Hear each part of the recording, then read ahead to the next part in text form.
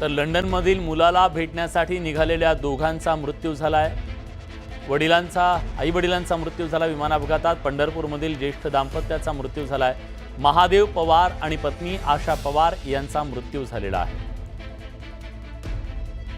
तर आजच्या या अहमदाबाद लंडन विमानाच्या मध्ये जे प्रवासी होते त्यात महाराष्ट्रातले सुद्धा हे प्रवासी होते। ही बाब आता समोर येते। दुर्घटनेत पंढरपूरमधल्या ज्येष्ठ दाम्पत्याचा मृत्यू झालेला आहे। खरं तर कित्येक लोक असे असतील जे आपली स्वप्न घेऊन निघालेले असतील, कित्येक लोक असतील जे परदेशात जाऊन आपण सहल करावी, फिरावं याच्यासाठी निघालेले असतील, काही कामानिमित्त निघालेले असतील। या सगळ्यांवर आज दुःखाचा डोंगर कोसळलेला आहे। हे चेहऱ्यावरचं जे हास्य आहे ते हास्य आपल्या कुटुंबियांना भेटण्यासाठीची आतुरता होती, पण काळाला मात्र काहीतरी वेगळंच मंजूर होतं आणि हे हास्य आज हिरावलं गेलं। या कुटुंबावर दुःखाचा डोंगर कोसळलाय। वीरेंद्र सिंग उत्पात आपले प्रतिनिधी आता आपल्या सोबत आहेत। वीरेंद्र, अतिशय दुर्दैवी अशी ही घटना, पंढरपूरवर सुद्धा शोककळा पसरली आहे। पवार दाम्पत्य होतं, महादेव पवार आणि आशा महादेव पवार अशी दाम्पत्य होतं। मुलाकडे लंडनला ते भेटायला चालले होते आणि ते या अपघातात सापडलेले आहेत।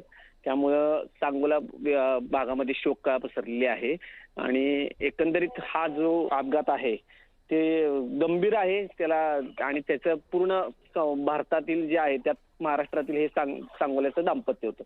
तिला अतिशय दुर्दैवी, हृदयद्रावक अशी ही घटना म्हणावी लागेल। या दाम्पत्यानं खरं तर आपल्या मुलाकडे आपण जाऊया आणि त्याला भेटूया याची किती आतुरता असेल, पण त्यांची ही भेट काळाला मंजूर नव्हती असं म्हणूया।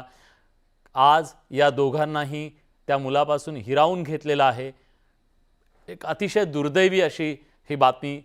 आणि सांगोला परिसरातले हे दाम्पत्य आपल्या मुलाला भेटण्यासाठी लंडनला निघालेलं होतं आणि याच अहमदाबाद लंडन फ्लाईटमध्ये ते प्रवास करत होते। प्रवास करत असताना त्यांनी आपले स्वतःचे फोटोसुद्धा काढले। त्यांच्या चेहऱ्यावरचा तो आनंद ओसंडून वाहत होता।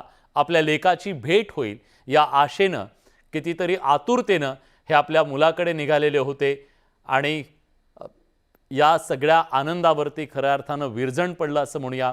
भीषण असा हा विमान अपघात झाला। यात अनेक कुटुंब उद्ध्वस्त झालेली आहेत। यातली अनेक कुटुंबांनी आपले प्रिय व्यक्ती गमावलेले आहेत। ही संख्या 240 पेक्षा जास्त आहे असं सांगितलं जातं आहे। आजही अनेक लोकांना, कुटुंबियांना आस आहे की या अपघातातून आपले कुटुंबीय बचावतील, आपला माणूस येईल, फोन तो उचलेल। फोन केला जातोय, रिंग वाजतीये,